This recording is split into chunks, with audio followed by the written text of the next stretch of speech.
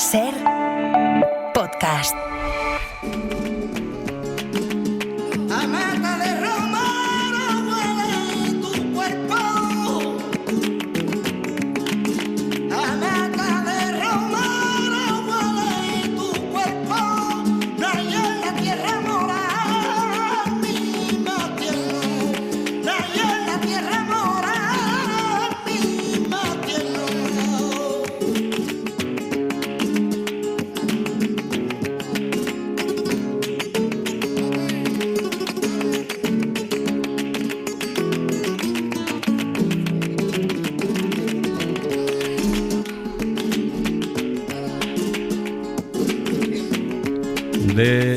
De José Monge, del Camarón de la Isla, hoy nadie discute su importancia en el mundo del flamenco.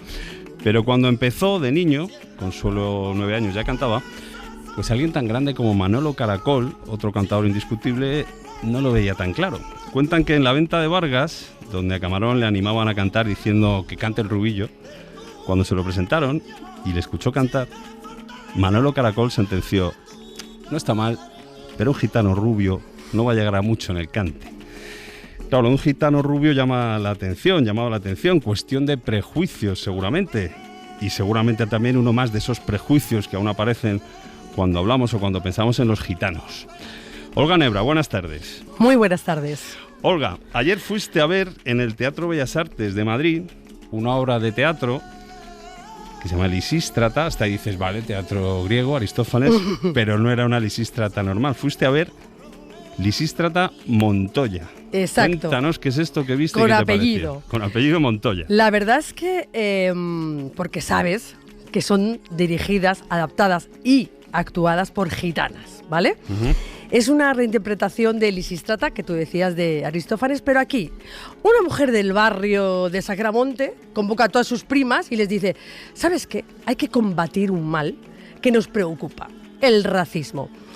Y tú te das cuenta que, a ver, esta Lisístrata se da cuenta que estas primas no sé si están mucho por la labor, en principio, de hacer esta revolución, ¿no? Pero sí que hay un momento muy bonito en el que sí que hay una unión entre ellas y logran que ese, ya lo veremos, racismo, ¿cómo se llama?, puedan combatirlo. Porque, como dice Lisístrata Montoya, digamos que, a ver, entre ellas la protagonista, el amor, la pasión es la que une, la que hace fuerzas, la que hace lo más, ¿no? Todo ello está dirigido por una gitana de Granada, actriz, que se llama Coco Reyes, y hemos invitado a que venga aquí a la ventana. Buenas tardes, Coco. Buenas tardes, Hola, Coco, Olga. buenas tardes. Buenas tardes, Rafa. Bueno, actriz, autora, artista gitana, nacida en Granada, ha estado en series como La novia gitana, Hospital Central, La que se avecina, también en el programa Leitmotiv de Movistar Plus. Coco, cuéntanos, ¿qué le da ese Montoya al personaje de Lisístrata? ¿Quién es el personaje? Pues ese Montoya le da el apellido gitano, y a Lisístrata Aristófanes nos permite hacer una Lisístrata gitana. Es una gitana que lucha por la igualdad, por la paz y por la unión entre los pueblos. Lucha por la igualdad y la paz. Dice también, yo quiero hablar del miedo a estar callado, el miedo a ofender, y más que el miedo, sobre el silencio que mata. ¿Esa es la sensación que tienes cuando le das ese apellido Montoya a Lisístrata? Sí tengo esa sensación, y más que sensación, vivencia, del estar callado para no ofender, del estar callados como gitanos para ser aceptados, de no molestar al que tengo al lado, después de más de 600 años en este país. Sí. Oye, porque Lisístrata tiene mucho de gitano, Aristófanes.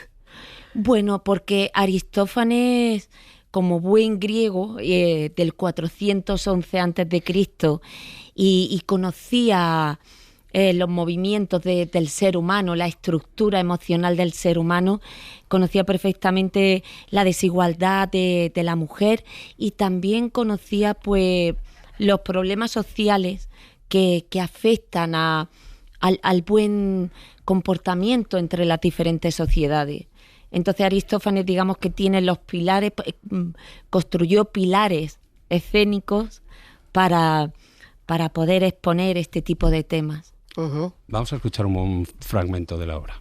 Tenemos que ahondar en la esencia de su ser, saber qué le corroe en las entrañas. ¿Y cuál será su punto débil? ¿Cómo se habrá generado tanto odio?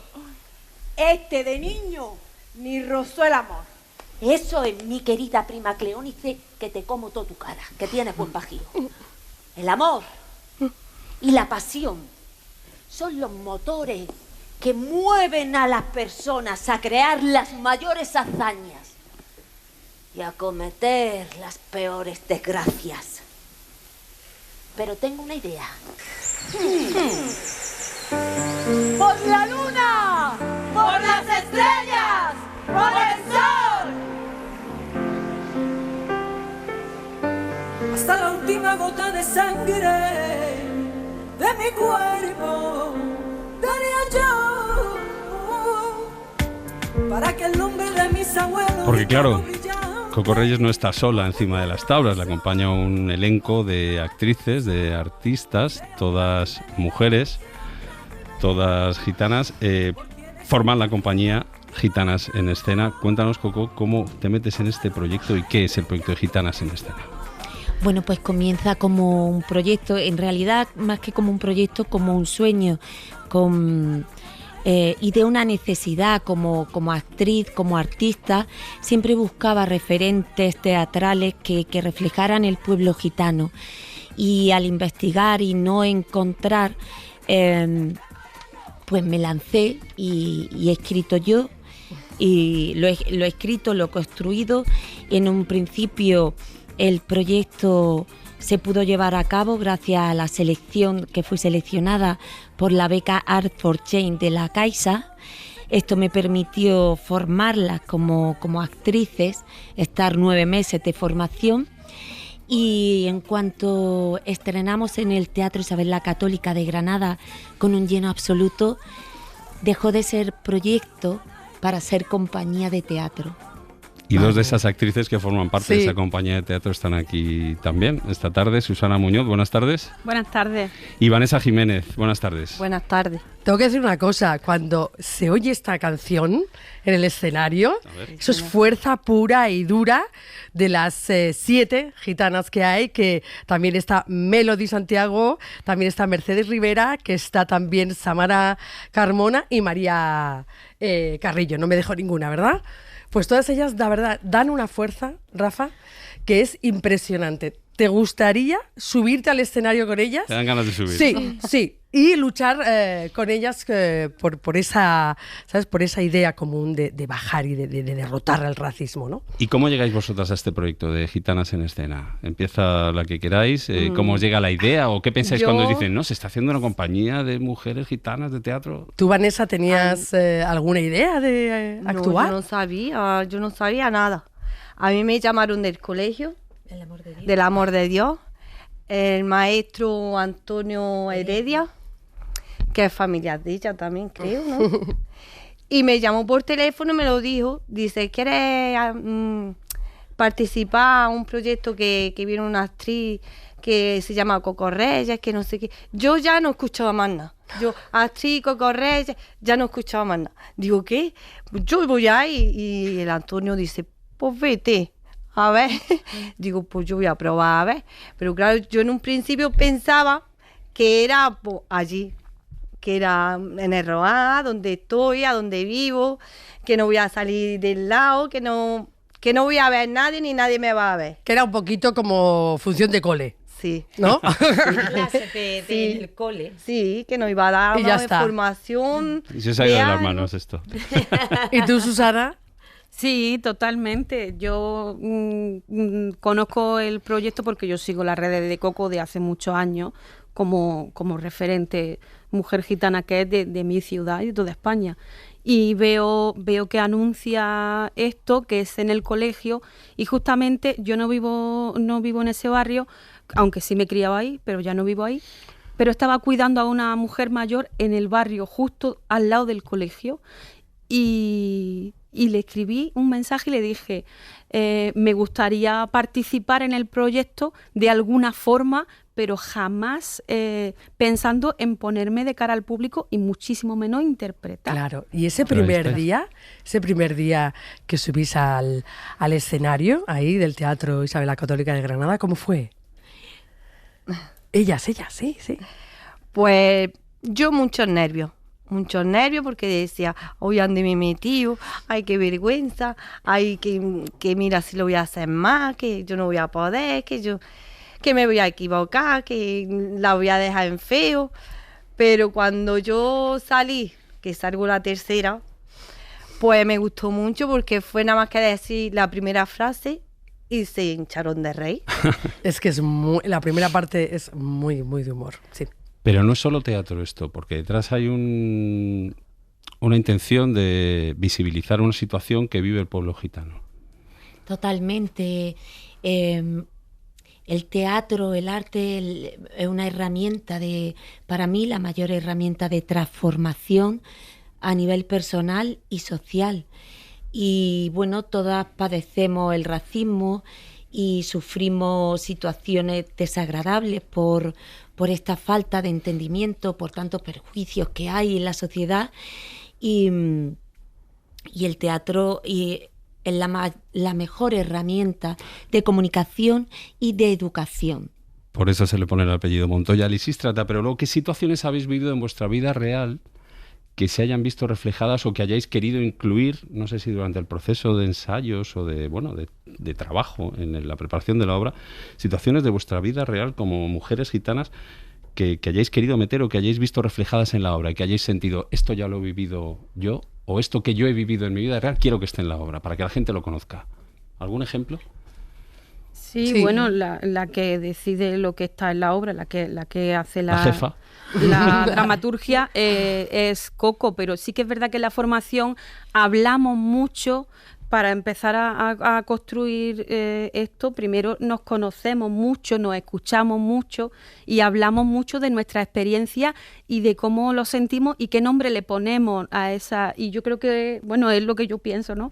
Que un poco Coco, a raíz de todas esas conversaciones y de contar todas esas vivencias, pues no tan buenas, es de donde ella escribe ese guión. Pero situaciones, por ejemplo, claro, venís del Colegio Amor de Dios en Granada, no sé, situaciones que hayáis vivido con vuestros hijos, que vuelvan del colegio y digan, oye, me dicen, no sé, que si por ser gitano... Sí, claro. Piojos, no sé. Precisamente, fíjate, el Colegio Amor de Dios está en el polígono del Almanjayar, en Granada, en un barrio con mayor necesidad, pero los profesores, los maestros y demás tienen todo esto muy controlado, más que controlado, cuidado. Pero a nivel personal, claro que hemos sufrido el racismo y aparece en el guión de la obra. Sin ir más lejos, personalmente, yo iba a un colegio donde con el uniforme, con la coleta muy repeinada, muy perfumada, el lacito azul marino, todo enconjuntada.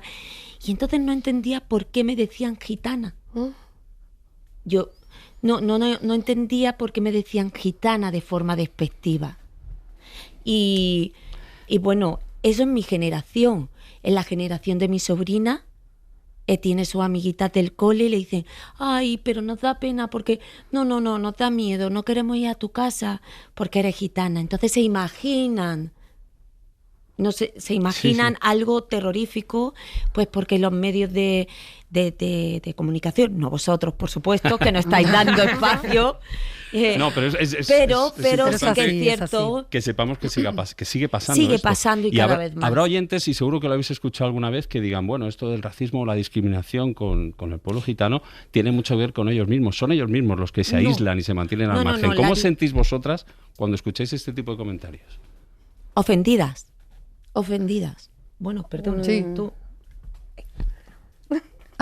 Sí, no, yo estaba recordando una cosa que contó Vanessa en una de las clases, lo del taxi, cuando le dijiste que te llevara al parque de bomberos, que está en el barrio. Tuvo No nos salía la palabra, mi hermano estaba nervioso y no le salía la palabra. echa más para adelante que yo te digo. Y veníamos del hospital. Echa más para adelante que yo te digo. Y el taxi, venga, anda, pero ¿a dónde quieres que te lleve? Yo te digo a dónde nos lleva, y vamos 3. Su novia, que no es por decir para allá ni gitana, que era para allá, mi hermano y yo. Y ya el taxi está muy nervioso, pero es que no me puedes decir a dónde me vas a llevar, a dónde te llevo. Pero vamos a ver, que yo te voy a indicar que está por encima de los bomberos, que está por... Que me diga en la calle, que me diga... Pero es que se puso así, que me diga en la calle, que me diga en la calle. Pues y nos pusimos a un poquillo ya atacados, pero Ya. que nosotros callados y al final le dimos, mira, déjanos en esta esquina que nosotros no bajamos. Y nos Son bajamos. situaciones sentías del día a miedo. día, pero que se siguen viviendo, ¿no? Sí, sobre todo cuando vamos todas juntas, es como que nos miran más. A ver, es que antes de ayer, pues bueno, No pasa en la nada. maleta de última hora, una de ellas se le olvidó las bragas y fue Sí. y fuimos Eso todas. pasa en las mejores familias. no Sí, pasa sí, nada. sí, y con los nervios de venir a Madrid, traer a Lisístrata a Montoya, pues hay cosas que se olvidan también, lo estamos confesando aquí, ¿vale? Pues bueno, esa es la parte más graciosa y fueron a comprar aquí a no sé, unas tiendas, Sí. y por ir todas juntas, que nos encanta disfrutarla unas de la otra, pues ya vino un policía detrás y... Dos. o sea, dos, ¿no? La O sea, es seguridad como que- de la tienda. Ya. El pueblo gitano tiene cosas muy bonitas y es la unión entre todas, en el pueblo. Pero esto la sociedad no lo entiende. Ujú. Y creamos, o sea, la gente tiene una visión de sospecha. Claro, pero desde hace mucho tiempo. Lo que os estaba diciendo antes es que a lo mejor hay una parte, y perdón esto, de racismo que sí que se educa más o se dice cuidado con la raza negra, cuidado con otras razas, pero la del gitano, no. La del gitano seguimos con esos tópicos que vemos además en la obra, que como os decía también, hay un momento que sale Racístoles, que él es el racismo puro y duro, y cuando tú lo estás escuchando, que te ríes de lo que él dice sobre el pueblo gitano, te da un miedo, un pudor, porque dices que esto está aquí y ahora. Sí. Entonces hace falta muchísima educación y obras como estas son muy necesarias. Todavía creo que hace falta educar a la sociedad y quitar todos estos tópicos de la gitana, de los gitanos que roban, perdona, es que se dice en la obra, que roban, que vaya despectivo, Que salen con mira piojos del cole, los sí, niños. Sí, ¿no? sí. Exacto. Sí. Y eso Pues no está puede muy bien ser. la obra.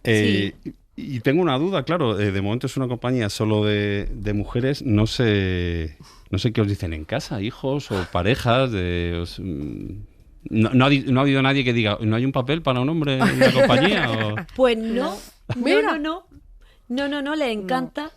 Sí, es que al contrario de lo que se imaginan del pueblo gitano, del hombre gitano, pues nos apoyan bastante, les gusta mucho. Sí, sí. Oye, ¿Diríais que existe perdona. ¿Diríais que Perdón. existe un feminismo gitano? Eso Yo, sinceramente, no. Feminismo es lo que es. es la igualdad para todos, hombres y mujeres. Yo sí. Yo no entiendo el feminismo. Yo creo que hay de todo también. Yo Ya no está. lo veo así. Bueno, Bueno, Hay Sí. gitanas que tira del marido y que dice que esto es lo que sé, lo que hay, lo que digo y yo soy la que mando. claro. Como ella. Como mi Dani. papel, Como tu papel, personaje. que es la que ella lucha y quiere la tranquilidad de su marido y de su hijo. Ya lo dice bien. Oye, esta parte, esta obra, la manera de... ¿Ha sido como una terapia de grupo? ¿Cómo os sentís vosotras antes y después? Pues yo me sentía antes pues con dolores siempre. Me duele aquí, me duele allí, no hago nada, no voy a ningún lado, nada más que hago aquí, de aquí me voy allí, de allí a aquí, es lo típico. Que los niños, la casa, no sé qué.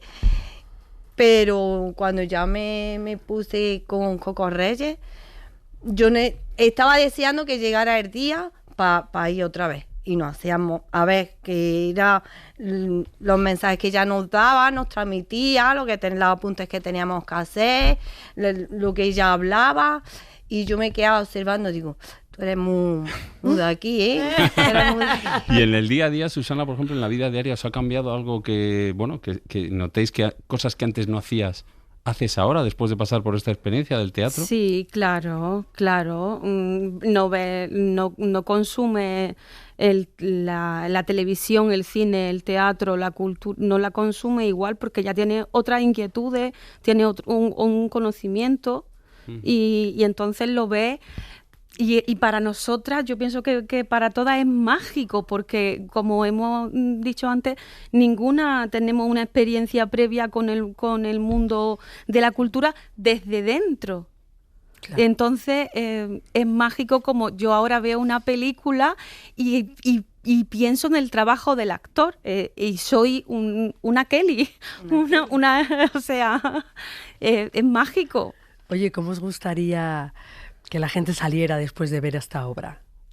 ¿Qué os gustaría que dijeran? ¿Qué gustaría que pasara? Bueno, pues que haya una reflexión, una transformación, que de las 20 actuaciones que llevamos con Lisístrata Montoya, el público nos transmite su opinión y lo que nos dice es: ¡ay, cuánto me he reído un montón! Pero lo siento mucho, yo no lo sabía, no conocía vuestra historia, no conocía hasta dónde, por qué habéis llegado. O sea, todos hemos sido partícipes de que a los gitanos se desprecie. El flamenco, el arte, más que el flamenco, el arte siempre es el instrumento de paz y de unión entre los pueblos, ¿no? Ya hay cuentos y historia y demás. El flamenco al pueblo gitano ha ayudado mucho, porque es la música lo que nos permite tener unión, la música, que es mágica. Y el teatro, en este caso, Lisístrata Montoya lo está haciendo porque el propio público que luego viene a nosotras y nos da su opinión y le cambia, hay algo que cambia, tienen esa reflexión profunda que ya no vuelve a ver con los mismos ojos al pueblo gitano. Que te paras a pensar. Sí. Antes de decir. Más allá de la risa te paras a pensar, ¿no? Al salir de ver la obra. Sí. Estáis hasta este domingo, día 8, aquí en el Teatro Bellas Artes de Madrid y luego ya veremos, ¿no? Luego ya lo que Dios quiera. Pero la compañía va a seguir, ¿no? Lo que ha surgido como como esa beca que decías al principio, igual ha llegado para quedarse. Mira, hablabas ahora de cultura y de flamenco. Para despedir este tramo, vamos a poner también música de un músico gitano.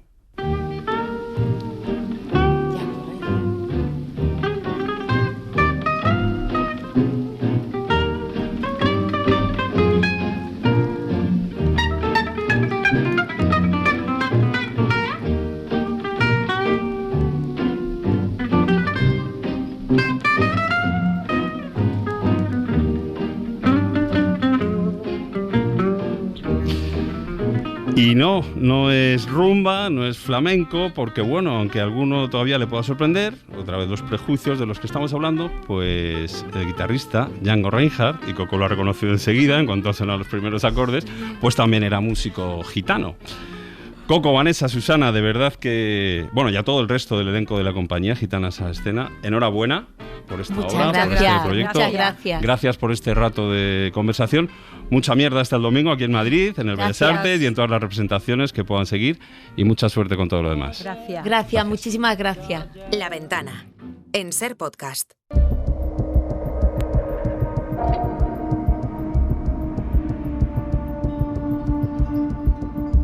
Crímenes, delitos y casos sin resolver.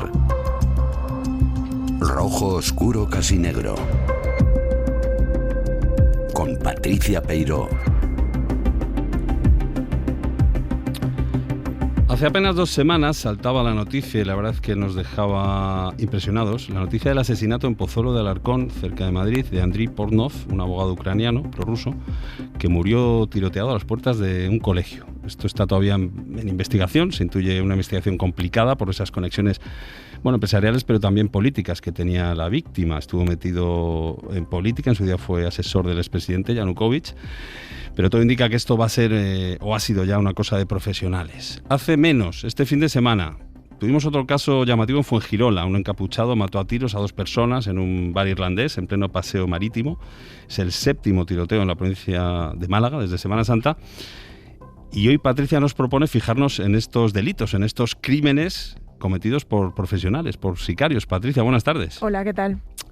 Estos son los más recientes y han sido muy llamativos. Un colegio, un bar irlandés, en un paseo marítimo, pero bueno, en España tenemos otros ejemplos de asesinatos llevados a cabo por profesionales y hoy nos propones poner el foco, nos va a servir como ejemplo de cómo se organizan y qué hay detrás de estos crímenes, en un caso concreto que también tiene mucho de especial y de llamativo, el que se cometió también aquí en Madrid el 12 de septiembre de 2014.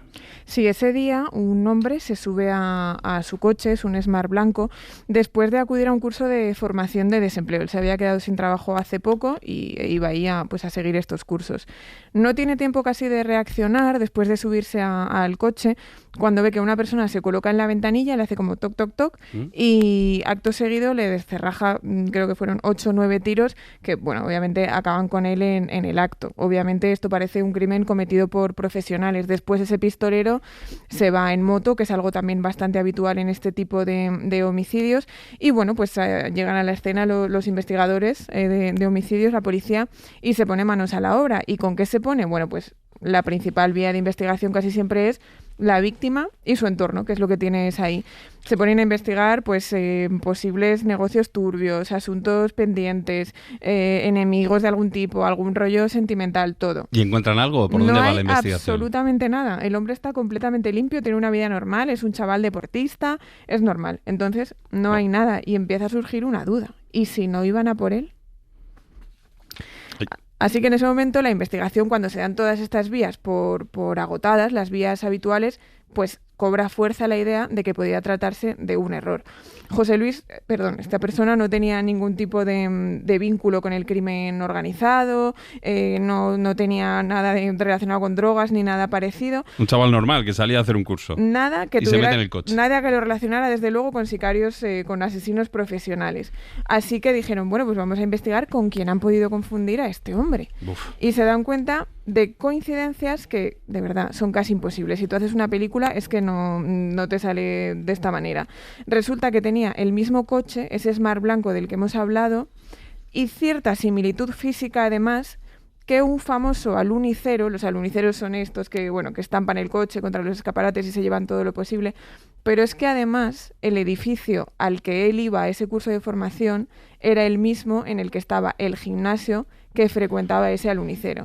Y dijeron, ¿y si van a por él? Ya, o sea, que la mala suerte de este chaval fue que en el mismo edificio donde él iba a dar un curso había un gimnasio en el que era el objetivo real de esta operación, que salvó su vida de milagro por esta casualidad, ¿no? Efectivamente, era un alunicero bastante famoso de aquella época, pues todos estos delincuentes que se hicieron, vamos a decir, famosillos, ¿no? O célebres a principios de los 2000, que fue cuando se generalizó este tipo de delincuencia. Era eso, pues estamparse contra el escaparate, llevarse todo lo posible en cuestión de segundos. Y lo que pasaba con estos aluniceros, con este en concreto, era que daban saltos criminales, ¿no? A otro tipo de delincuencia. En este caso, pues había empezado a robar a quien no debía, en este caso a narcos, y querían llevarse su venganza. Ahí sí estaba la conexión con el narco que no habían encontrado en la víctima real. Exacto. Jaime Sanz de Bremont, buenas tardes. Buenas tardes. Jaime es el abogado de la acusación. En este caso, lo primero que impacta al escuchar este caso que nos trae Patricia, y que usted conoce bien, claro, es espero que sea algo realmente ¿Cuándo fue la última vez que dijiste? Muy raro, o igual no es tan raro. Bueno, lo que es excepcional es el error que cometieron los sicarios, pero por desgracia no es tan excepcional el asesinato cometido por sicarios. Yo, por ejemplo, también llevé la acusación de un asesinato aquí en Madrid de un abogado que también fue asesinado por sicarios. Y además, dicho sea de paso, sicarios españoles, ni siquiera colombianos. Digo porque sicarios inmediatamente uno asocia pues, a colombianos o a de algún país mexicano, de países en los que es es más habitual este tipo de sucesos, pero sin embargo, como digo, no ni siquiera puede otorgarse la exclusiva, ¿no? Venimos de hablar en el tramo anterior de prejuicios contra los gitanos, aquí también parece que pueden aplicar, pero no, también hay sicarios nacidos en España y que hacen este tipo de operaciones criminales. Se llegó a detener aquí a los autores materiales, ¿no? Se detuvo en Colombia al autor material, porque el autor material que circulaba con una identidad falsa después de comprar un pasaje con su verdadera identidad desde Barcelona. Sin embargo, no cogió ese vuelo y marchó en coche hasta Lisboa, y ahí con otra identidad falsa pues voló a Guatemala y de Guatemala a Colombia. Lo que pasa es que en la medida en la que aquí se procedió tiempo después, concretamente, años después, a la detención de otro de los partícipes, uno de los que había estado llevando a cabo las vigilancias, pues en horas se presentó una persona muy nerviosa en el aeropuerto de Bogotá, que llamó la atención de los policías de Bogotá, que le pararon, le pidieron la documentación y comprobaron que tenía también documentación falsa. Resultó ser esta persona, fue detenida, pedimos la extradición y fue traída aquí a España. Uno de ellos dirigía, tengo entendido, una oficina de cobros en Madrid.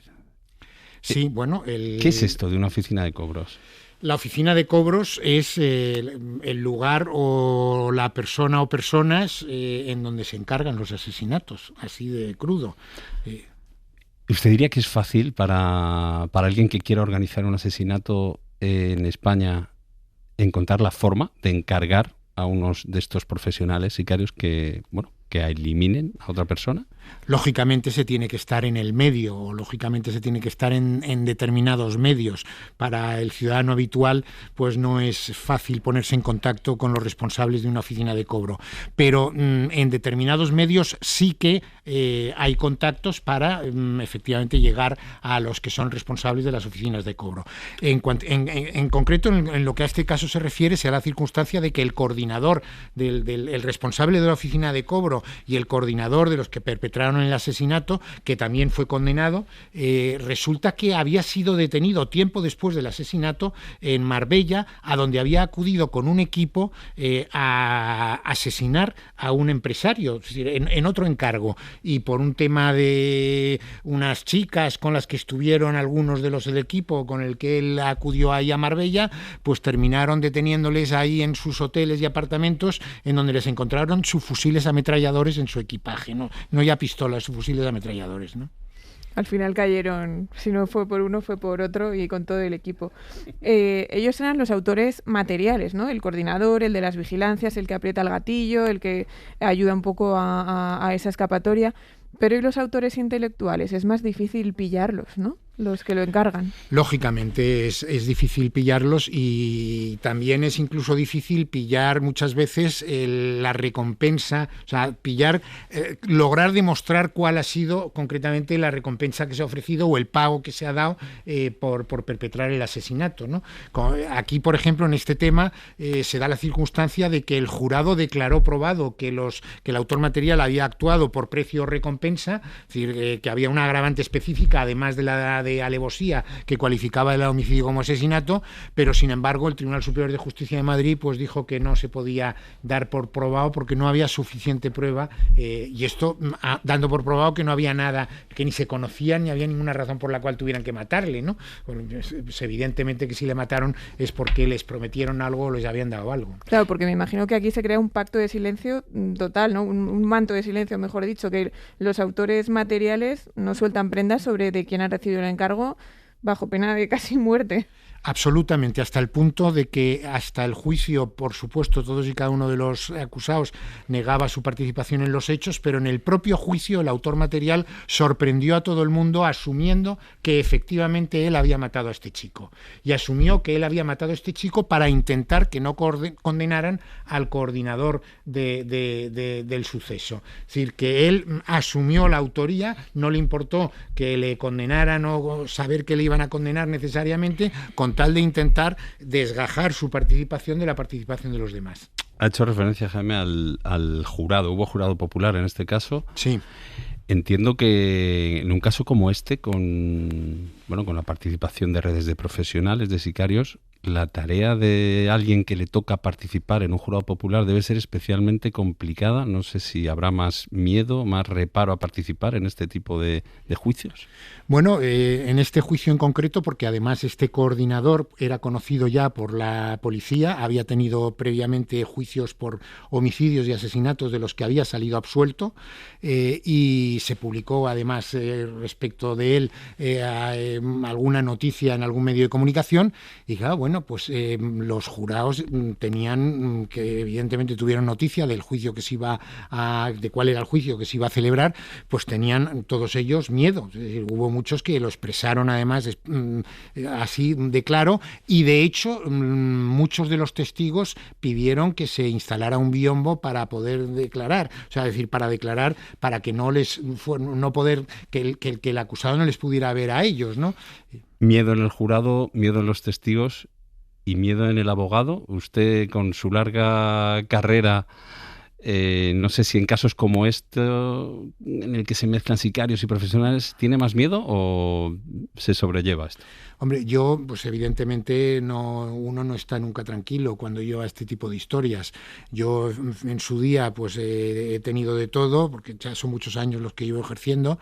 Incluso tuve un episodio en el que intentaron a un compañero abogado y a mí ponernos una bomba. Yo estoy hablando de muchísimos años, y evidentemente pues este juicio me recordó o me trajo a la mente cosas que prefería no recordar y que prefería que ya no se dieran, ¿no?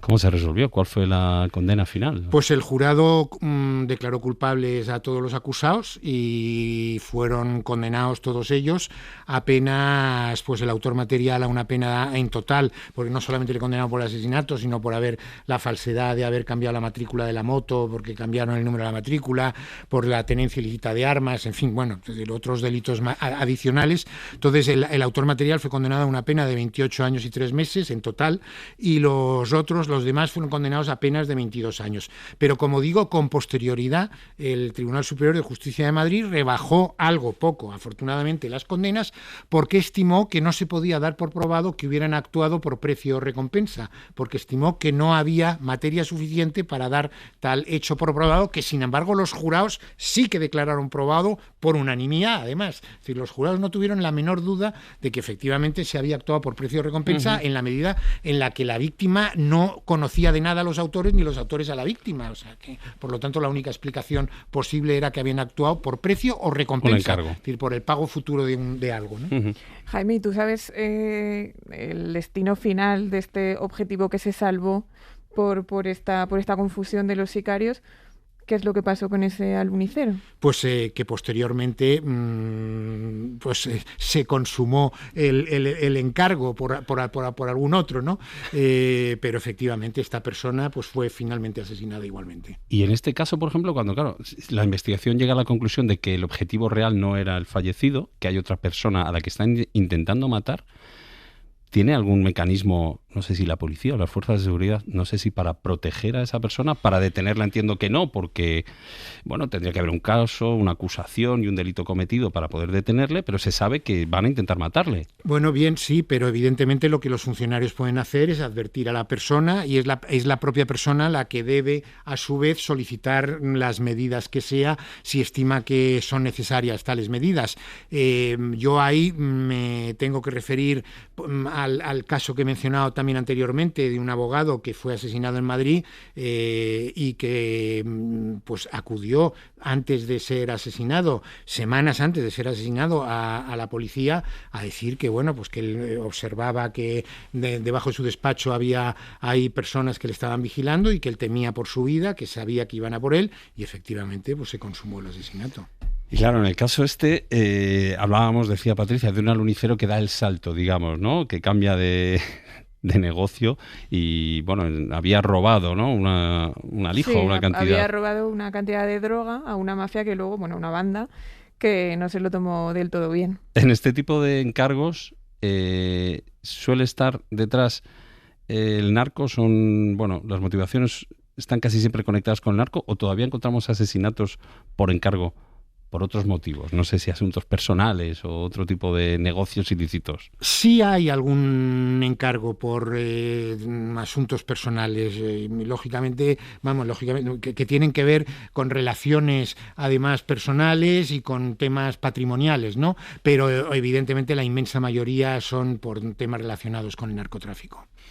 ¿Y qué medidas de seguridad adoptaban los investigados, este tipo de profesionales, de sicarios? ¿Cómo es su forma de...? Me imagino que usted en los casos que ha conocido este tipo, pues no sé si tienen un patrón para evitar dejar pruebas, para ocultar sus delitos. ¿Hay algún patrón? Sí, bueno, todos y cada uno de ellos actuaban bajo identidades falsas, todos y cada uno de ellos tenían teléfonos BlackBerry en los que además iban cambiando las tarjetas telefónicas, tarjetas que además ninguna de ellas, por supuesto, estaba a su nombre, todas ellas estaban a nombre de personas que no eran localizables, intentar localizar cualquiera de las personas titular de cualquiera de las tarjetas telefónicas era un callejón sin salida, porque eran personas que o bien no existían, o bien que no estaban en España, o bien que, es decir, y luego evidentemente pues ir cambiando de domicilio.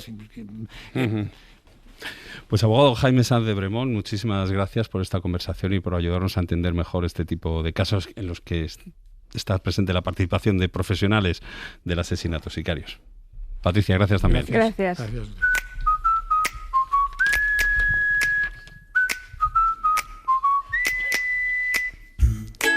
Pues encendemos la luz del faro. Mara Torres, buenas tardes. Hola, ¿qué tal? Buenas tardes. ¿Qué nos traes? Hoy hacemos el faro Gracia. Sabes que Gracia. hay una pregunta que me hace mucha gente, que es cómo conseguimos que el faro sea tan gracioso. Y digo, no es gracioso, pero se tiene nace gracia. con gracia.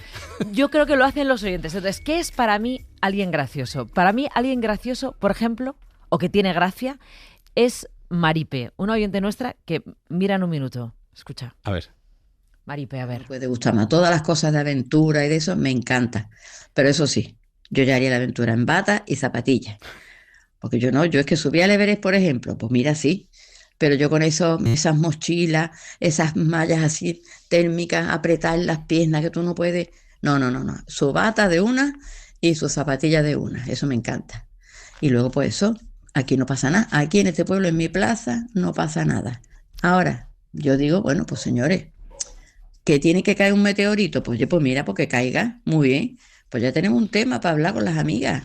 Ya hay algo que habla, ¿vale? Y me encanta que vengan los alienígenas que viven entre nosotros, he visto en un programa. Pues me encanta que vivan entre nosotros. Hola, ¿qué hay? Hola, ¿qué tal? ¿Usted quién es?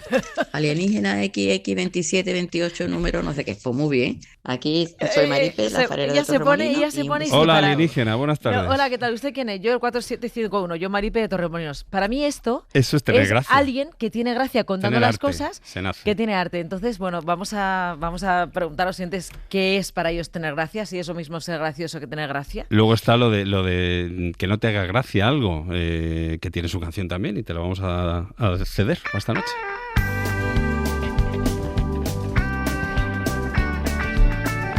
Los secretos. Bueno, deja que te apunte que esta noche en el Faro, Edu Madina, ¿cuándo perdió la gracia a la política? Antonio Lucas, ¿cuándo perdió la gracia a la poesía? Javier Gómez Santander, productor de La Casa de Papel, ¿cuándo perdió la gracia para él el periodismo? Edu Galán, ¿cuándo hay que hacer gracia, ser gracioso o qué límites tiene el humor? Todos esta noche en el Faro. Pues lo escuchamos, Mara, muchas gracias. Adiós. En La Ventana acontece, que no es poco. Un relato personal de la historia, con Nieves con Costrina, Cadena SER. Hoy tengo la sensación de que vamos a salir de este acontece un poco cariacontecidos. Nieves con Costrina, buenas tardes. Buenas tardes, Rafa. A ver, porque ¿cómo estás? según la RAE, cariacontecido es aquel que muestra en el semblante pena, turbación o sobresalto. Y claro, si nos ponemos a repasar, como vamos a hacer ahora, la de veces en la historia que hemos intentado prohibir el uso de armas químicas y de lo poco que han servido todas esas prohibiciones, me temo que sí vamos a salir con algo de pena, no sé si turbación y no sé si sobresalto, ¿no? Sí, yo ya no sé si estamos anestesiados o es que nos da igual o qué, pero es verdad que el mundo lleva firmando acuerdos para hacer tal o cual cosa y que luego ni hay capacidad para hacerlo cumplir, ni voluntad para cumplirlo, pues esto ya está demostrado y no nos vamos a secar ahora la boca diciéndolo. Pero en este mes de junio que estamos se cumplen 100 años desde que se firmó uno de esos protocolos de nombre kilométrico que suena muy bien y que luego se saltaron a la torera todos los que quisieron saltárselo, porque si te lo saltas no pasa nada, luego resulta que no pasa nada. En junio de 1925 se discutió, se aprobó y se firmó en Ginebra voy a coger aire, protocolo relativo a la prohibición del empleo en la guerra de gases asfixiantes, tóxicos o similares y de medios bacteriológicos. Que no falte de nada. Está todo. Este chorizo de palabrería se resume en que pretendieron prohibir las armas químicas y las biológicas. ¿Sirvió para algo? Me preguntas tú con voz entrecortada. Y tú me lo preguntas. Pues ya eres tú. Pues está claro que no. Porque Estados Unidos se hinchó a tirar napalm en Vietnam, porque Rusia ha usado cloropicrina en Ucrania, Marruecos porque en el Sáhara, fíjate, la lista es larga. El Estado genocida de Israel ha utilizado fósforo blanco en Gaza y Líbano, España utilizó gas mostaza contra la población civil en la guerra de África, que alguien dirá, ya me voy a poner la venda antes de la pedrada. Bueno, pero cuando España utilizó armas químicas todavía no se había firmado el protocolo de 1925. Cierto, pero es que ya se había firmado otro a finales del 19, que ya no sirvió de nada porque todos utilizaron gases en la Primera Guerra Mundial. Ya. Conclusión, que no sé yo para qué firmamos nada, acuerdos de la ONU, protocolos medioambientales, compromisos humanitarios, pactos armamentísticos, esto es la política del bla, bla, bla.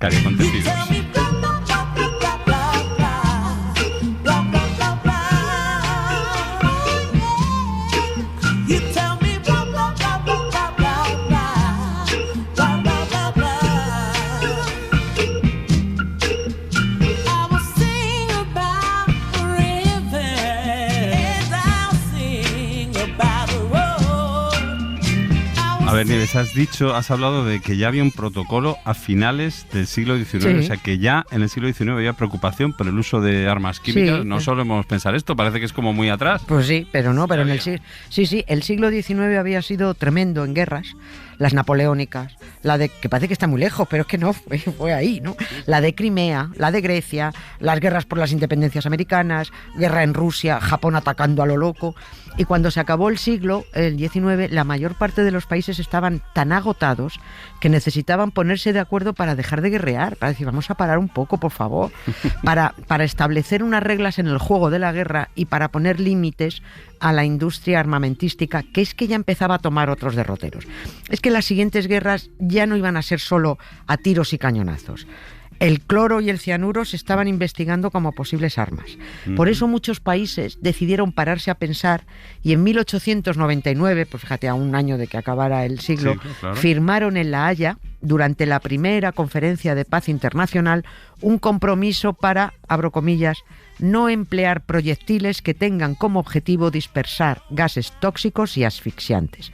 Fíjate en el éxito de la conferencia de paz, que 15 años después liaron la Primera Guerra Mundial. La primera grande. O sea, bien, chavales, bien.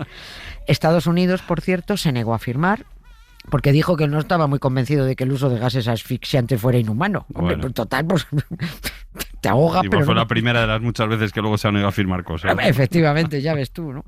Pero bueno, es que da igual quién firmara o no firmara, porque Alemania firmó, y Francia firmó, y Reino Unido firmó. Y ahí tienes a todos en la Gran Guerra de 1914 usando armas químicas. Pues como ese las ha usado, pues venga, pues yo también. Claro. Estoy pensando que igual lo de la primera piedra no sé si encaja muy bien en este contexto. Igual habría que decir quién, en vez de quién tiró la primera piedra, quién tiró el primer gas o quién lanzó el primer gas, algo así. ¿Quién te tiró la primera, no? Pues mira, es verdad, fueron los franceses. Sí, empezaron, y además es verdad, no la primera piedra, la primera granada. Empezaron lanzando granadas de mano lacrimógenas y esos gases obligaban a abandonar los búnkeres o las trincheras. Y ahora salían y pum, pum, pum, pum, pum, te los cargabas. Y al hacerlo los franceses, los alemanes dijeron, ¡oye! Mira, papá, lo que haces, pues yo también, ¿no? Yo también quiero. Claro, yo también. Alemania unió a 3 empresas para que desarrollaran armas con cloro. 2 de esas empresas nos van a sonar mucho. Bayer era una, que fíjate, hacía aspirinas para quitar el dolor de cabeza y luego armas químicas para ponerte el dolor de cabeza. Esto es un bucle. Y otra era BASF, la famosísima BASF. De las cintas de audio. Claro. Entre otras cosas, hacen muchas más cosas. La BASF, de la petroquímica de ahora, pues sí. La primera arma química que se lanzó contra el enemigo en el siglo XX, porque armas químicas a lo largo de la historia ha habido muchas, y bacteriológicas ya ni te cuento. La primera, digo, fue el cloro. y también estoy diciendo mal esto, porque no fue un lanzamiento, que aquí estaba la trampa para burlar lo que se había firmado en La Haya. Enterraban las bombonas de cloro en el campo de batalla, y cuando el viento iba en dirección al enemigo, abrían las espitas y les enviaban los gases. Ojo, que si te cambiaba el viento y los gases venían para acá... Había un factor de riesgo. Había un factor de riesgo que ya ocurrió más de una vez. Pero bueno, el caso es que si la cosa funcionaba, el viento se portaba bien, abrían las espitas, enviaban los gases a las trincheras enemigas, claro. Los soldados salían, tambaleándose, tosiendo, morados, labios hinchados. Cuando la comunidad internacional, después de este primer ataque en 1915, le dijo a Alemania, oiga, que está usted violando la Convención de La Haya. Los alemanes dijeron, no, de eso nada. Han empezado los franceses, eso es lo primero. Y además, lo que nosotros firmamos decía que no se podían lanzar proyectiles con gases, y nosotros no hemos lanzado nada. Esto es como leer la letra pequeña de un contrato. Claro, es que nosotros no hemos lanzado nada. Nosotros no le hemos tirado una bombona de butano a las cámaras de gas, ya sabes, que no es que abran y te tiren bombonas de butano, ¿no? Pues bueno, pues eso, que no le hemos tirado la bombona de cloro a nadie, solo hemos abierto unas espitas. Bueno, pues a partir de ahí, por muchos acuerdos que se firmaron, es que dio exactamente igual. Del cloro pasaron al fosgeno, de abrir espitas de bombonas pasaron a proyectiles con carga química de nombres impronunciables, luego llegó el gas mostaza, todo mal. Come, you masters of war, you that build the big guns, you that build the death planes, you that build all the bombs, you that hide behind walls, you that hide behind discs. I just don't want you to know I can see through your masks. Nieves, a ver, estamos hablando, fíjate, siglo XIX, siglo XX, todo esto de la contemporánea. Si como le gusta decir a Francino, en estas cosas de armas químicas miramos por el retrovisor, ¿hasta dónde nos tendríamos que ir en el tiempo? ¿Muy atrás? Pues sí, mucho más de 2000 años, sí. Las armas químicas se han usado desde hace 2000 y pico años, desde que alguien descubrió cómo atontar al enemigo atufándolo con azufre y alquitrán. Pero el primer ataque químico confirmado, seguramente hubo antes, pero el confirmado, el demostrado, se produjo en el año 256. 256. Sí, en la ciudad siria de Dura Europo, se llama, es un sitio arqueológico ahora. Allí estaban atrincherados los romanos, y entonces llegaron los persas y dijeron eso de entregáis la plaza o os matamos a todos. Y como los romanos no se dejaban, los persas excavaron un túnel, lo llenaron de betún y azufre, y la combustión provocó gases venenosos que dejó listos a los romanos. De película, ¿eh? Sí, esto es alucinante, pero se sabe evidentemente porque los muertos hablan por los codos, y en el año 2009 un equipo británico de arqueólogos analizó los restos de 20 romanos que cayeron en el asedio persa, que estaban allí, y confirmaron que todos habían muerto asfixiados por betún y azufre. Por eso ha pasado a ser la primera batalla donde se usaron armas químicas, el ejército persa el primero que las utilizó, y Siria el primer país que lo sufrió. Pues fíjate, el primero que lo sufrió, y luego menuda paradoja, porque Siria, claro, bajo el régimen de Bashar al-Assad, ya en el siglo XX y XXI, fue de los más polémicos en el uso de armas químicas. Recuerdo, yo creo que era 2013, la línea roja que decía Obama, es el uso de armas químicas de Bashar al-Assad. Tuvimos varios meses pendientes de aquella línea roja. Pues así, porque tenía un arsenal impresionante. Tremendo, Siria. Sí, lo ha hecho en 2013, en 2018, porque el régimen de Bashar al-Assad llegó a almacenar el mayor arsenal de armas químicas del mundo. Se destruyeron muchas tras un acuerdo, otro acuerdo, más acuerdos, pero todavía se guardaron algunas. Bashar al-Assad lanzó gas sarín en la región de Ghouta, al noroeste de Siria, mató a 1.400 personas. Este crimen sigue impune y además no se ha podido investigar porque el mundo tiene ese bonito Consejo de Seguridad de la ONU desde el que se permiten vetarlo todo. Y claro, los aliados de Bashar al-Assad, que eran Rusia y China, utilizaron su derecho de veto para no investigar nada. Así que ya sabe, viva la ONU. Y por ahí seguirá Bashar al-Assad en Rusia, digo yo. Y respecto a armas bacteriológicas, Nieves, porque claro, estamos hablando de armas químicas, pero has mencionado antes también las bacteriológicas en la historia, ¿no? ¿Hasta cuándo nos tenemos que ir atrás en el tiempo para que aparezca el uso de armas bacteriológicas en una guerra? Por 2000 y pico años. También 2000 y pico años. Pero sí que no hemos inventado nada. Sí. Además, para alucinar con la imaginación que tenían a la hora de atacar al enemigo con armas biológicas, no solo bacteriológicas. Hay ejemplos para aburrir. Por ejemplo, el cartaginés Aníbal Barca, que hacia el año 180 y tantos, antes de nuestra era, se estaba pegando en una batalla naval contra un rey heleno, Se llamaba, no hace falta que se queden con el nombre, se llamaba Eumenes II. Pues ya está. Lo apunto por si acaso. Pues, Eumenes. Bueno, pues Aníbal Barca se estaba pegando con este tío, metió serpientes venenosas en ánforas y las lanzó con catapultas a las naves enemigas. Toma ya. Ganaron las serpientes, por supuesto. Fíjate la que se lió. Otro caso, ya más adelante, en el año 198 ya de nuestra era, los partos se estaban defendiendo de los romanos. Partia, para entenderlos un poco, estaba más o menos por donde está Irán. Ahí estaba Partia. Bueno, pues los partos lanzaron a los romanos vasijas de arcilla llenas de todo tipo de bichos venenosos. Escorpiones, avispas, unas chinches asesinas que se te metían por los ojos. Muy gore todo esto, ¿eh? Muy gore, sí, muy gore. Oye, en la conquista del Nuevo Mundo, alguna vez he leído que también se arrojaba, ropa ya contaminada, ropa infectada de viruela. Sí. Eso también entra en la categoría de arma bacteriológica. Totalmente. En las Américas, como los nativos no tenían defensas para las enfermedades, con que les echaras cualquier ropa de un enfermo de gripe, de viruela o de tifus, bueno, en cuanto lo tocaran ya estaban contagiados y fritos. Y todos los demás, sí, claro. Y de esto tenemos muchísimos casos. En el año 1300, me refiero de lo bacteriológico y lo biológico, en el año 1340, en Europa, durante la Guerra de los 100 años, el duque de Normandía lanzó cadáveres putrefactos de caballos. ¿En serio? Sí, contra el castillo del norte de Francia para rendir a los ingleses. Con catapultas también. Con catapultas, qué claro. Loco todo. Sí, por esos años también los mogoles lanzaron a los tártaros con catapultas cadáveres de víctimas de la peste. Y eso que hacíamos los españoles en América del Sur, que han mencionado, también lo hicieron los británicos en América del Norte en pleno siglo XVIII. Agarraron mantas de un hospital de enfermos de viruela y las distribuyeron entre los nativos de las tribus de Pensilvania. Sí. Y hemos hablado de armas químicas en la Primera Guerra Mundial, pero también se usaron bacteriológicas contra los animales de carga de los aliados. Por ejemplo, los alemanes les daban terrones de azúcar o agua con la bacteria causante del carbunco o de una enfermedad que se llama el muermo, y además esto de matar a los animales contagiaba a los soldados. Y todo esto, que es que parece muy antiguo, siguió haciéndose en la Segunda Guerra Mundial.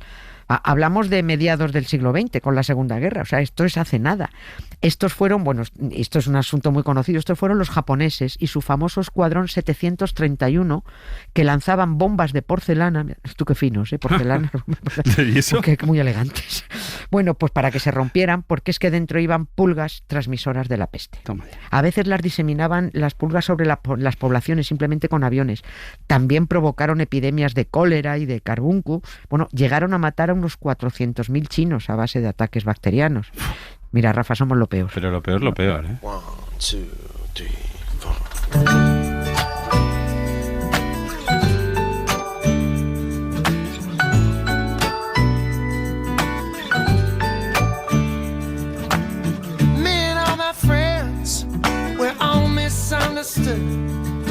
They say we stand for nothing and that's the way we ever could.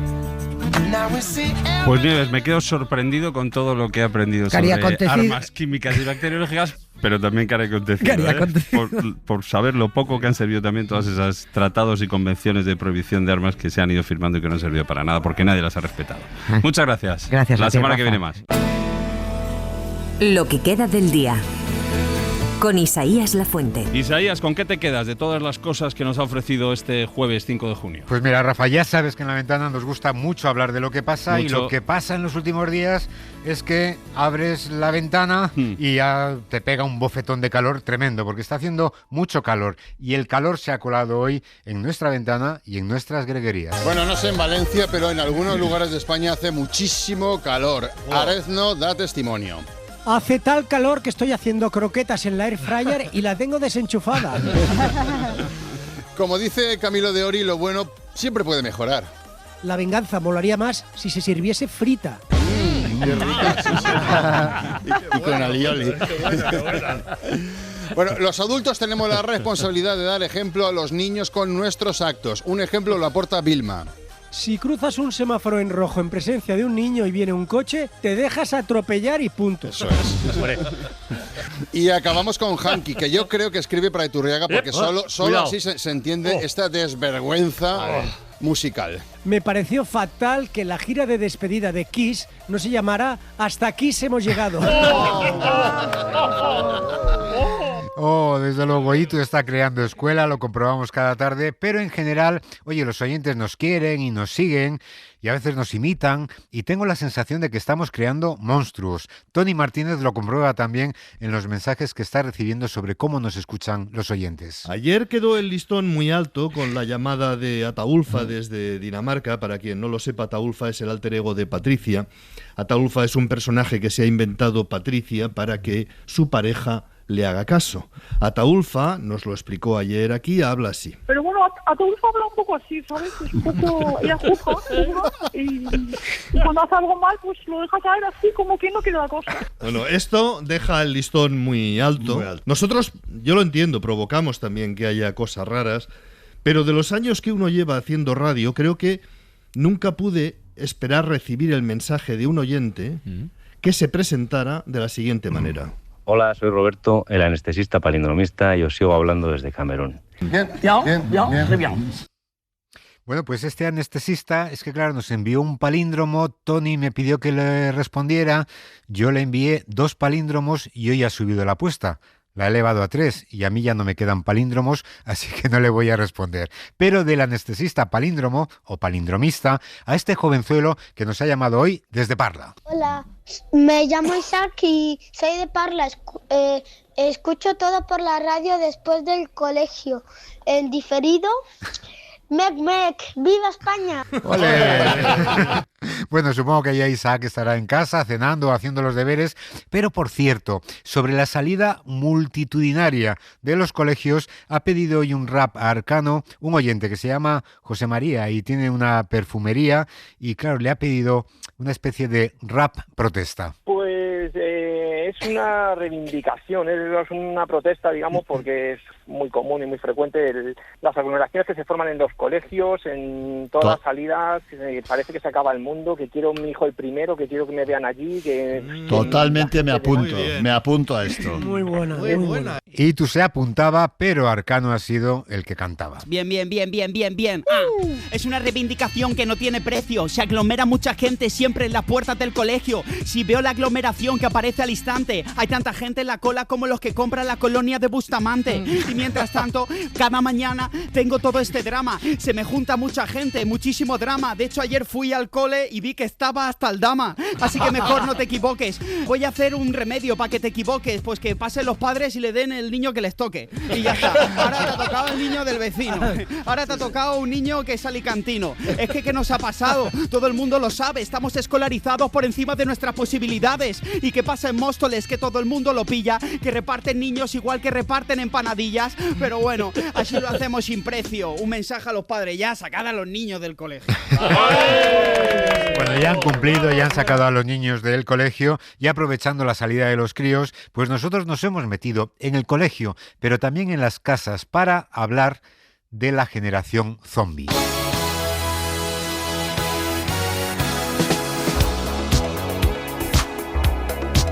Pues así, Generación Zombie, la llama el doctor Javier Álvarez en un libro que acaba de publicar sobre cómo solucionar el impacto que están teniendo las pantallas en el sueño, en la educación y en el bienestar de nuestros hijos. Él mismo nos reconocía que el término es duro, pero es necesario. Suena dura, ¿verdad? Pero es que hay que llamar la atención. Hay que llamar la atención porque realmente las consecuencias que las pantallas, el exceso de uso de pantallas está teniendo en el desarrollo, en la salud de nuestros niños y adolescentes es tremenda. Es tremenda. Lo más parecido podríamos decir que es ese zombie, ¿no? Y hay que llamar la atención porque efectivamente las consecuencias son graves, pero es que los datos son muy preocupantes. Los datos nos dicen que nuestros adolescentes están usando una media de 7-8 horas de pantallas al día. Que los niños entre 8 y 12 años las están usando en torno a las 4 horas. Que los niños menores de 6 años están utilizando pantallas cuando no deberían utilizarlos de ninguna manera y se les está utilizando encima las pantallas como calmante, como niñera electrónica. Y encima nos ven a los padres y a las madres utilizar también las pantallas. ¿Y cuáles son las consecuencias de este excesivo uso de las pantallas? Más ansiedad, más depresión, más ideas autolíticas, mayor sedentarismo, menos rendimiento en el colegio, menos empatía, menor creatividad. Pues esto es lo que hacen las pantallas y casi tan preocupante es lo que los niños dejan de hacer por estar colgados en las pantallas. Están dejando de tener juego analógico, fundamental para su desarrollo, socializar en persona con sus amigos, ¿no? Hacer actividad física, estar en la naturaleza, generar, como decía antes, vínculos reales, familiares y tiempo de calidad. Están dejando de leer, que es algo fundamental para su neurodesarrollo, para su comunicación, para su lenguaje. Esto es lo que le pasa a cada niño y qué es lo que le pasa a la generación zombie. El coeficiente intelectual, que hasta entonces siempre había ido subiendo más o menos unos 3 puntos por década, a partir de los 90 se estancó. Y eso se asociaba directamente a la inclusión de la televisión en los hogares. Pero es que a partir de los 2000, y sobre todo a partir del 2010, con el uso de las pantallas digitales, móviles, tablets y demás, se ha visto que el coeficiente intelectual de nuestros niños ha disminuido. No es que no siga creciendo, es que ha disminuido. Es que el coeficiente intelectual hoy en día, por ejemplo, en rendimiento de matemáticas de un niño de 11 años, es el de un niño de 9 hace 20 años. La radiografía, desde luego, es muy preocupante y le hemos preguntado al doctor si los daños son reversibles.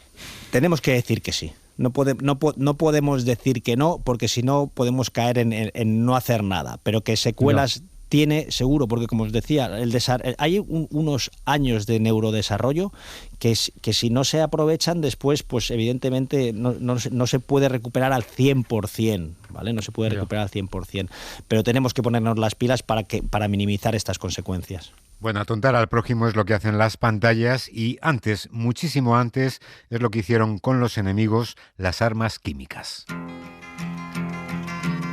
Come, you masters of war.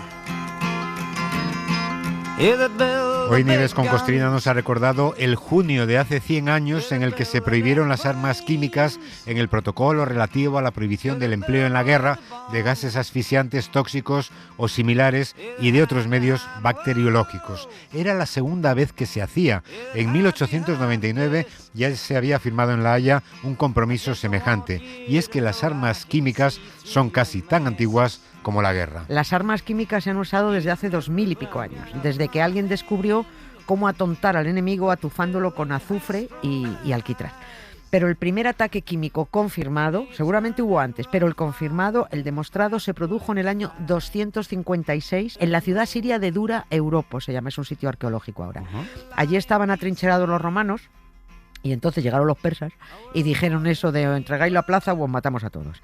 Y como los romanos no se dejaban, los persas excavaron un túnel, lo llenaron de betún y azufre y la combustión provocó gases venenosos que dejó listos a los romanos. De película, ¿eh? Sí, esto es alucinante, pero se sabe evidentemente porque los muertos hablan por los codos, y en el año 2009 un equipo británico de arqueólogos analizó los restos de 20 romanos que cayeron en el asedio persa, que estaban allí, y confirmaron que todos habían muerto asfixiados por betún y azufre. Por eso ha pasado a ser la primera batalla donde se usaron armas químicas, el ejército persa el primero que las utilizó y Siria el primer país que lo sufrió. Las armas químicas que son asfixiantes, como asfixiante también es el clima político que estamos viviendo. Ahora el debate gira en torno a Leire Díez, a su salida del PSOE, a sus conversaciones comprometidas, y sobre eso esta mañana Eduardo Madina elevaba el debate y elevaba la reflexión. No todos son iguales y se puede afrontar de otra manera. Cuidado con un ejercicio de generalización, porque el problema está situado donde está. ¿Quién ha decidido que este tipo de perfiles como el de Leire Díez ocuparan un papel? ¿Quién decidió que perfiles como el de Koldo jugaran el papel que jugaron en algunos ministerios? ¿Qué le ha pasado a la política? Y esto lo llevo a un análisis un pelín más de fondo. En el año 1986, en España, había 2 millones de personas que militaban en partidos políticos. 2 millones.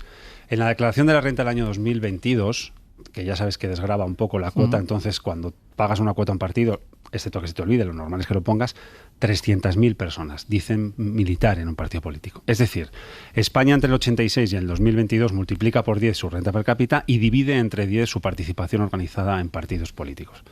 De tal manera que ahora, seguro que hay directoras y directores de talento, personas, recursos humanos que nos escuchan, saben bien que la política elige cada vez entre menos currículums para los puestos que tiene. Y entonces el proceso de selección se hace cada vez entre menos. Y esa falta de compromiso es el caldo de cultivo en el que chapotean después los populismos.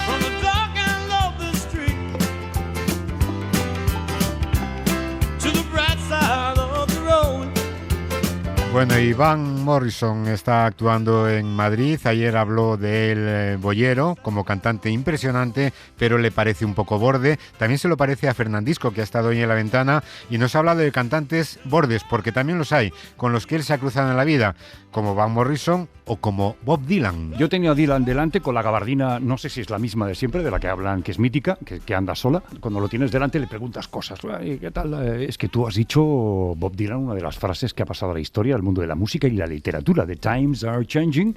Los tiempos están cambiando. Sí, eso lo dije yo. ¿Y no han cambiado los tiempos? Me dijo. Digo, sí. Vale, entonces... Y luego todo monosílabos. Pero me regaló su tiempo y al final... Mira, ¿te puedes hacer una foto conmigo, Bob Dylan? No. Le regaló su tiempo y un puñado de monosílabos. Después ha conocido a gente encantadora como Elton John, por ejemplo. Le hizo una entrevista que no se grabó y él dijo, si me dejas comer el postre, volvemos a grabar la entrevista. Bueno, gente encantadora, como encantadores suelen ser los amigos y las amigas de Luis Alegre.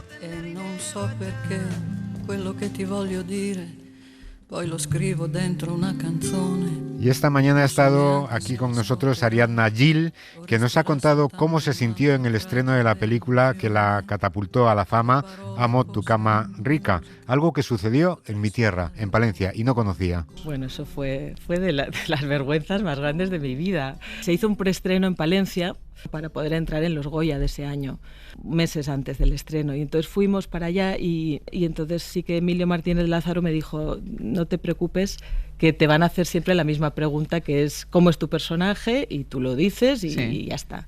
Y entonces yo creo que estaba tan nerviosa que salí al escenario, me preguntaron ¿cómo es tu personaje? Y yo me eché a llorar. O sea, pero a llorar, no podía parar de llorar, de los nervios, de la impresión, de no sé...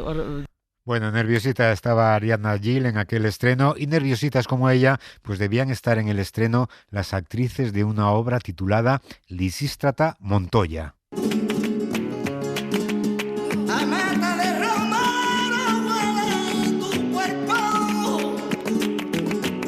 Son actrices aficionadas, gitanas, que trabajan bajo la dirección de Coco Reyes, que es actriz, directora de la compañía Gitanas a Escena y además la encargada de adaptar el texto clásico escrito por Aristófanes hace 2400 años a la realidad que viven hoy las mujeres gitanas. Ese Montoya le da el apellido gitano y Aristófanes nos permite hacer una Lisístrata gitana, una gitana que lucha por la igualdad, por la paz y por la unión entre los pueblos. Aristófanes, como buen griego del 411 a.C., conocía los movimientos del ser humano, la estructura emocional del ser humano, la desigualdad de la mujer, y también conocía los problemas sociales. Entonces Aristófanes, digamos que construyó pilares escénicos para poder exponer este tipo de temas. Y con aquellos pilares pues se ha construido hoy, 2400 años después, esta Lisístrata Montoya, que es una manera además de levantar la voz, de salir de un silencio impuesto desde hace mucho tiempo, que explicaba Coco Reyes. Sí tengo esa sensación, y más que sensación, vivencia, del estar callado para no ofender, del estar callados como gitanos para ser aceptados, de no molestar al que tengo al lado, después de más de 600 años en este país, sí. Nos ha hecho pensar, ¿eh? Nos ha hecho pensar mucho, ¿no? Y yo creo que acostumbrados a oír tanta tontería en el debate público, pues no me parece mejor manera de acabar este día que con esta reflexión de Coco Reyes. Además, yo me tengo que ir a Pontevedra. Llegan los compañeros de Hora 25 y creo que tú también tienes algo que hacer. Yo también tengo una cita. Pues buen viaje, Isaías, a Pontevedra, porque mañana abrimos desde allí La Ventana, desde la UNED en Pontevedra, por la primera edición de los premios José Hermida de Radio Escolar. Ajá. Y vamos a ir ya poniéndonos en situación de cara a mañana. No me importa que me acuséis de antiguo, de vintage, que son en las gaitas. Oh, qué bien.